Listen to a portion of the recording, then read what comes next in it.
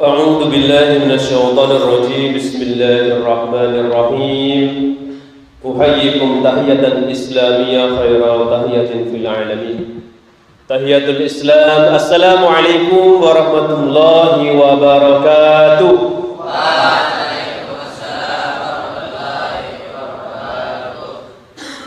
كيف حالكم أبنائي؟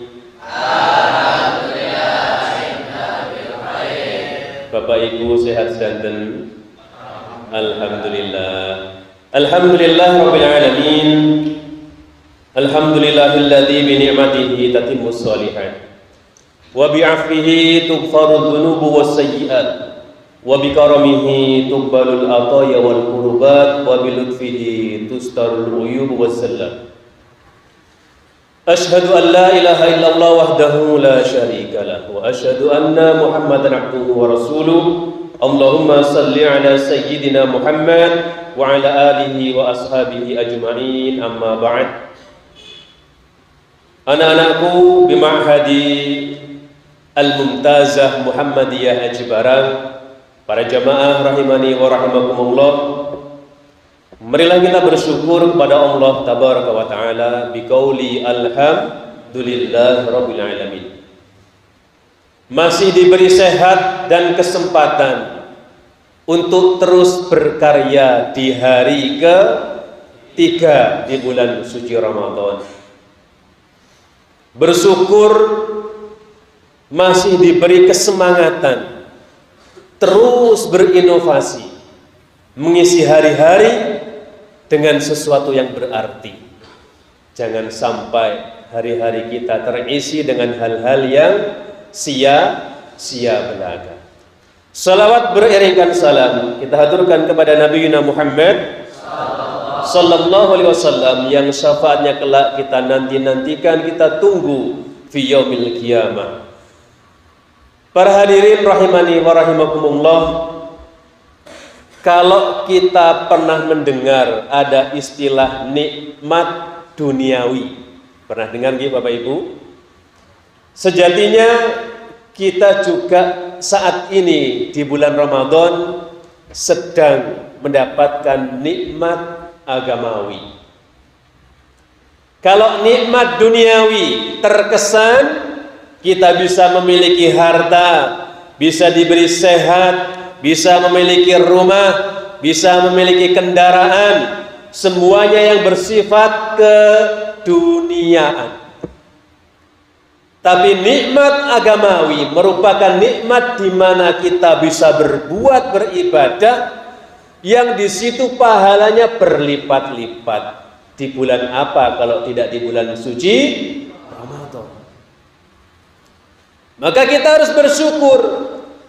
Bersyukur dengan kenikmatan yang Allah berikan ini. Gunakan kesempatan dengan baik. Maka kita heran kalau di bulan suci Ramadan masih ada yang belum berkenan untuk berpuasa. Padahal ya puasa ini merupakan salah satu yang disyariatkan wabil khusus di bulan suci Ramadan. Jadi kalau kita melihat teman-teman sekalian, anak-anakku ma'asyiral muslimin, bulan suci Ramadan kita bisa melihat dari dua dimensi. Satu dimensi spiritual, yang kedua adalah dimensi sosial. Berapa dimensi nak? Yang pertama apa? Yang kedua sosial. Dimensi spiritual, kama qala Allah Ta'ala fil Qur'anil Karim, ya ayyuhalladzina amanu kutiba alaikumus syiyam kama kutiba 'alal ladzina min qablikum la'allakum tattaqun. Quran surat Al-Baqarah 183 ini merupakan dimensi spiritual kita, yang mana disyariatkannya puasa agar kita bisa menjadi orang yang bertakwa. Maka Al-Imam Abdurrahman bin Nasir As-Sa'di ketika beliau menerangkan kaitan takwa dengan puasa, beliau menyampaikan, anak-anakku ma'asyiral muslimin, fa inna siyam min akbari asbabit taqwa. Karena puasa ini merupakan penyebab terbesar yang bisa menghadirkan takwanya seseorang. Lianna fihi imtithal bi awamirillah wal istinab mimma nawahi. Karena di dalam puasa ini kita itu dituntut untuk mengerjakan perintah Allah dan meninggalkan larangannya. Sebagaimana kemarin yang hari Jumat disampaikan oleh khatib, ittaqullaha ta'ala, bertakwalah kepada Allah. Apa dimensi takwa? Menjalankan perintah Allah dan menjauhi larangannya. Selanjutnya beliau menyampaikan bahwasanya dalam puasa ini orang akan meninggalkan apa-apa yang Allah larang atas dirinya. Di antaranya apa anak-anakku? Ada makan, ada minum, dan lain sebagainya. Yang selanjutnya juga beliau menyampaikan, dengan puasa kita berlatih untuk bermuraqabah, diawasi oleh Allah Tabaraka wa Ta'ala. Cobalah kita kalau siang-siang nguja-nguja minum siang hari di dalam kamar mandi, mau apa enggak? Mau apa enggak anak-anakku? Ya enggak mau. Kenapa kok enggak mau? Batal puasanya. Di situ kita sedang berlatih bahwasanya Allah sedang memantau kita. Kita berlatih dipantau oleh Allah. Makanya anak-anakku, orang puasa itu ya kalau sudah niat jarang yang nanti remnya blong langsung main belok ke warteg. Kan lagi rame di TikTok ya lagu-lagunya. Kalau mau Ramadan perbaiki motornya, perbaiki remnya, jangan sampai blong. Nanti berhentinya di mana? Di warteg dan di depan es campur siang-siang. Lah itu maka diantaranya adalah agar kita memawas diri, berhati-hati, berlatih dalam pantauan Allah Tabaraka wa Ta'ala. Dan masih banyak lagi ma'asyiral muslimin kaitan puasa dengan takwa. Ada puasa sebagai perisai dan lain sebagainya. Namun pada pagi hari ini kita akan membahas dari dimensi sosialnya. Karena kalau dari dimensi spiritual, insya Allah setiap materi akan merujuk kepada fadilatus siyam wa fadilatu syahri Ramadan. Para jemaah sekalian, tidak akan asing dengan sebuah kisah yang mana Rasulullah SAW setiap pagi itu dulu punya kebiasaan pergi ke pasar untuk menyuapi nenek-nenek tua yang buta. Pernah dengar kisah ini Bapak Ibu? Beliau punya kebiasaan datang menyuapi wanita tua buta, yang mana wanita tersebut selalu mencaci Rasulullah. Dan itu terungkap manakala beliau sudah wafat. Umar berupaya untuk meneruskan kebiasaan baik beliau. Melihat nenek tua yang disuapi ternyata umpatannya menjelek-jelekan Kanjeng Nabi, Umar emosi sehingga nyuapinya tidak lembut, berbeda dengan sebelumnya, sehingga nenek itu merasa, kok ini beda, ini bukan biasanya yang nyuapi saya, kamu siapa? Dari situ baru ketahuan, oh, yang kamu umpat, yang kamu caci, kamu hina adalah Muhammad yang sudah wafat dan meninggal dunia. Itu kisah yang sering kita dengarkan. Ada lagi kisah di mana Rasulullah menyedekahkan kambing-kambing yang banyak kepada Ra'isul Qaum. Ketika dia masuk Islam, mendapatkan hadiah kambing Jabalain, 2 gunung, berarti 2 bukit isinya kambing tok, diserahkan sampai akhirnya orang itu lari ke kaumnya, yuk masuk Islam. Kenapa? Tuh Muhammad, orang yang tidak takut akan kefakiran. Maka anak-anakku, ma'asyiral muslimin, itu kebiasaan beliau dalam berdakwah di luar bulan suci Ramadan. Maka Abdullah bin Abbas radhiyallahu anhu, beliau menyampaikan, kana Nabi sallallahu alaihi wasallam ajwadan nas wa ajwadu ma yakunu fi Ramadan. Rasulullah ini merupakan orang yang paling dermawan dalam kebaikan, lebih dermawan lagi pada bulan suci Ramadan. Sampai digambarkan di situ, ajwadu bil khair minar rihil mursalah. Kebaikan beliau bagaikan hembusan angin yang sepoi-sepoi. Sepoi-sepoi itu berarti apa? Semilir, menyejukkan orang-orang di Jazirah Arab ketika itu. Ini karena kedermawanan beliau. Maka ini yang perlu kita contoh, ma'asyiral muslimin, anak-anakku sekalian, bahwa bulan suci Ramadan di situ ada puasa. Dengan puasa tersebut kita berlatih untuk menjadi orang yang dermawan, sebagaimana yang dicontohkan Kanjeng Nabi Muhammad sallallahu alaihi wasallam. Bahkan disampaikan dalam sebuah ayat, kita mundur sejenak, karena manusia ini merupakan makhluk spiritual, ma'asyiral muslimin, yang mana kita ini memiliki habitat rohani. Jadi identik dengan ya punya pegangan lah, pakem dalam hidup. Namun dalam perjalanannya kita ini banyak tergoda dengan hal-hal materialistis. Kita dikenalkan dengan agama agar hidup kita lempeng, yang seperti itu saja masih ada godaan.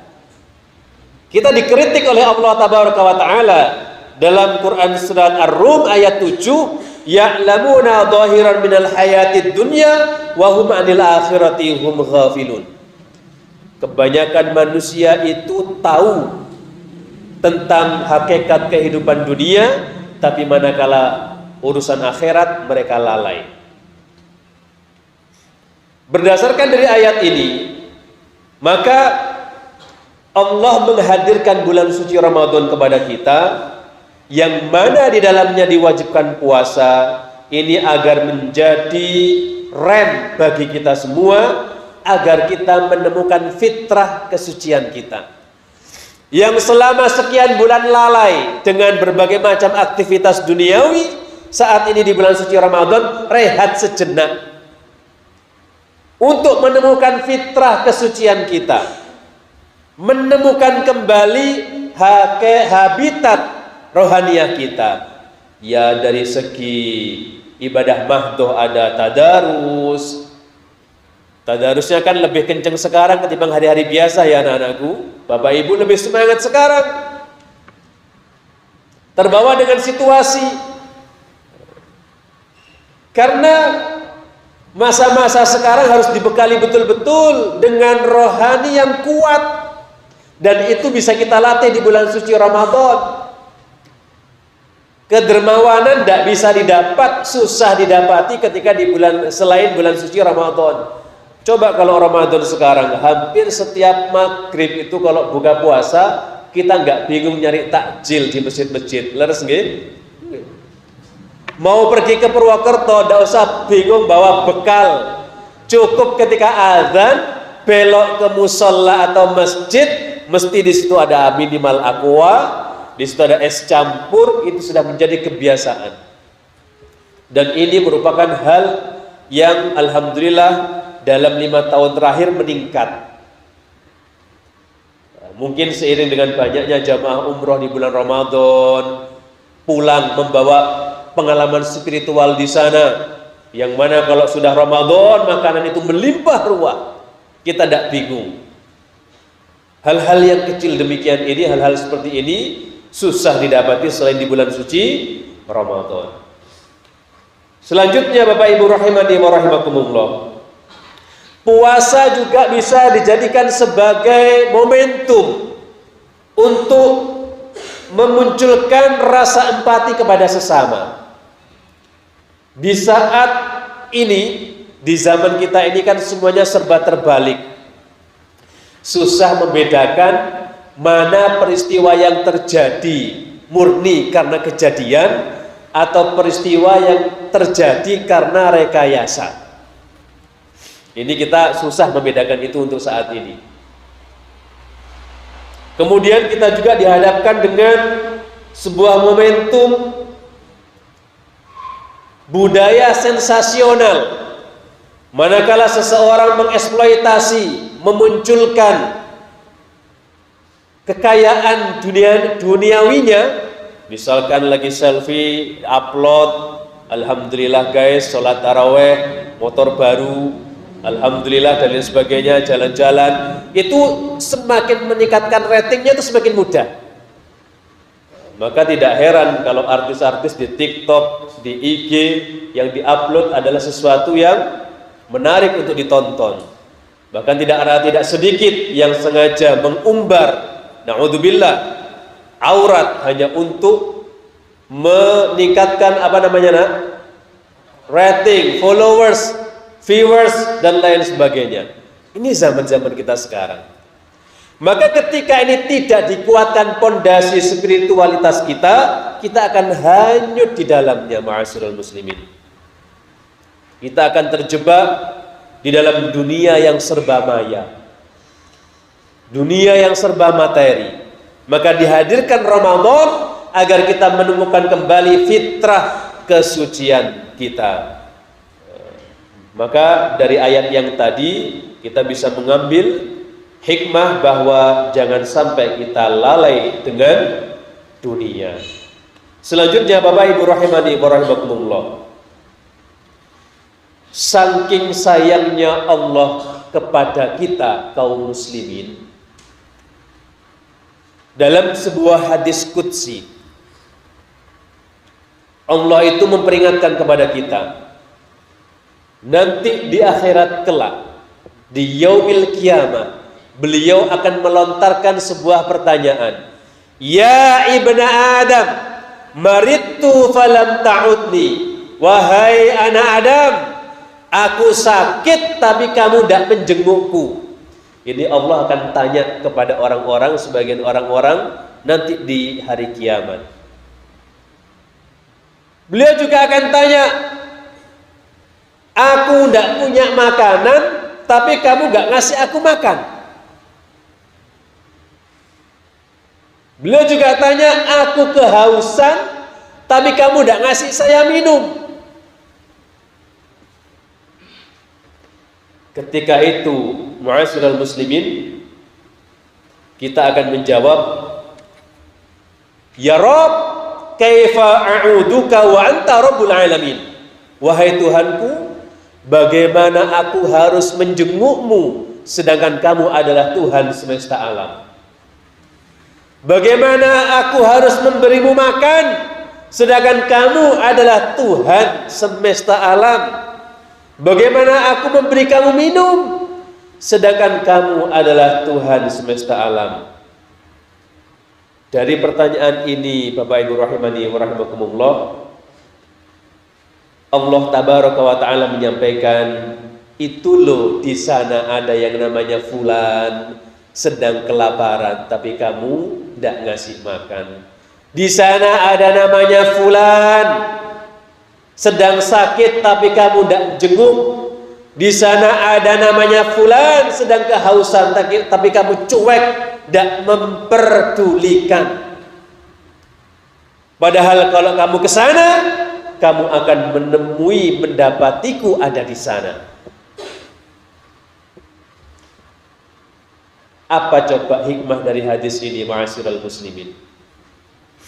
Apakah kita hanya, oh berarti nanti kalau ada saudara kita yang sakit kita datangi, kita akan ketemu Allah di situ. Kalau ada teman kita kelaparan, kita datang kasih makan, Allah ada di situ.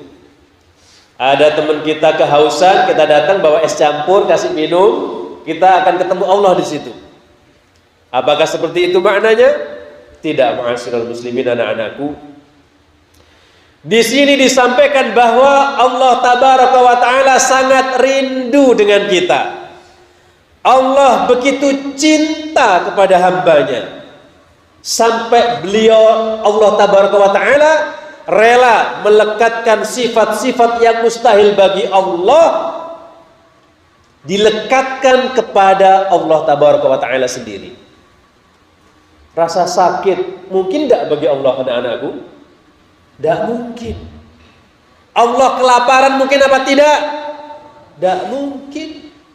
Allah kehausan mungkin apa tidak? Tidak mungkin. Ini sifat-sifat mustahil bagi Allah. Tapi Allah ingin mengekspresikan kerinduannya kepada kita, agar ketika kita berbuat demikian, kita mendapatkan balasan dari Allah, kita taqarrub ilallahi tabaraka wa ta'ala. Ini sebagai wujud pendekatan kita kepada Allah. Allah memberi kesempatan kepada kita untuk bisa mendekat dengan 3 perbuatan tadi. Karena dalam riwayat lain disampaikan, kalau kita sudah dekat kepada Allah, Allah akan menjadikan penglihatan kita penglihatannya Allah. Allah akan menjadikan kaki kita kakinya Allah. Ketika kita datang kepada Allah dengan berjalan, Allah akan mendekat dengan berlari. Kita datang kepada Allah sejengkal, Allah akan datang kepada kita sehasta. Kan begitu. Maka ma'asyiral muslimin, dari hadis ini kita bisa mengambil pembelajaran bahwa 3 hal tadi merupakan salah satu di antara bocoran-bocoran amal yang mana itu bisa mendekatkan diri kita kepada Allah. Saking sayangnya Allah kepada kita, kita dikasih tahu tuh cara-caranya. Kayak tiliki si fulan, kayak jajankan si fulan, kayak kasih minum si fulan. Agar apa? Agar kita bisa mendekatkan diri kita kepada Allah. Maka Bapak Ibu rahimani wa rahimakumullah, ini pentingnya memahami makna dimensi sosial dalam bulan suci Ramadan. Sehingga nanti aktivitas kita, ibadah kita bukan hanya rutinitas. Ibadah mahdohnya harus dikencengkan, tapi sosialnya juga harus ditingkatkan. Sehingga nanti semuanya akan menjadi the way of life, menjadi panduan hidup, menjadi kebiasaan hidup. Setelah itu ya tetap rajin ngaji, rajin meningkatkan ibadah, mahdohnya, sosialnya, semuanya akan menjadi sempurna manakala kita berupaya untuk bisa meraihnya. Yang terakhir, ma'asyiral muslimin rahimani wa rahimakumullah, di bulan yang mulia ini bulan untuk meningkatkan kebaikan. Karena ketika Rasulullah ditanya, ma aksaru ma yudkhilun nas al jannah, perkara apa sih ya Rasulullah yang akan banyak memasukkan seseorang ke dalam surga? Apa kira-kira jawabannya anak-anakku? Perkara apa yang bisa banyak memasukkan manusia ke dalam surga? Jawabannya nggak neka-neka, cuma 2, taqwallah wa husnul khulqi. 1, golongan orang yang bertakwa, 2, orang yang akhlaknya baik. Cukup 2 tok. Tidak dicantumkan di sana ahli tahajud, tidak dicantumkan di sananya ahli puasa, tidak dicantumkan di dalamnya orang-orang yang gemar iktikaf, tidak dicantumkan di dalamnya ibadah-ibadah yang lain. Hanya 2 dimensi, takwa, akhlaknya baik. Takwa di dalamnya ada menjalankan perintah Allah, ada sholat, ada puasa, ada zakat, ada tahajud, ibadah sunnahnya, wajibnya, semuanya masuk di dalamnya. Husnul khulqi, di sana ada akhlak yang baik secara sosial, tidak menyakiti tetangga. Pernah dengar cerita suatu ketika Sahabat itu bertanya kepada Rasulullah, ada seorang sahabiyah, ada seorang perempuan yang mana dia ahli puasa dan ahli tahajud. Tapi sayang ya Rasulullah, setiap dia ngomong nyelekit, menyakiti tetangganya. Bagaimana kalau ada orang seperti ini ya Rasulullah? Rajin ibadah, rajin puasa, tahajudnya mempeng. Tapi sayang sekali ngomong hati tangganya mesti sakit, terluka. Jawaban Rasulullah, innaha min ahlin nar. Dia sesungguhnya masuk dalam golongan ahli neraka. Tidak masuk konteks surga di dalamnya. Padahal ibadahnya rajin. Berarti faktor sosial menjadi penentu untuk lancar tidaknya, mulus tidaknya kita menuju surganya Allah Tabaraka wa Ta'ala. Yang terakhir, 5 menit lagi, ma'asyiral muslimin rahimani wa rahimakumullah. Ulama mengingatkan kita 4 pondasi dalam hal akhlak sebagai pondasi dalam ilmu pengetahuan. Akhlak ini bukan hanya dikemas sebagai ilmu, tapi harus dipraktekkan. 4 dimensi akhlak. Yang pertama adalah, wabil khusus di bulan suci Ramadan, kita harus punya komitmen. Yang pertama adalah siyanatul lisan. Apa nak? Siyana. Mana siyana? Siyanatul lisan, menjaga lisan.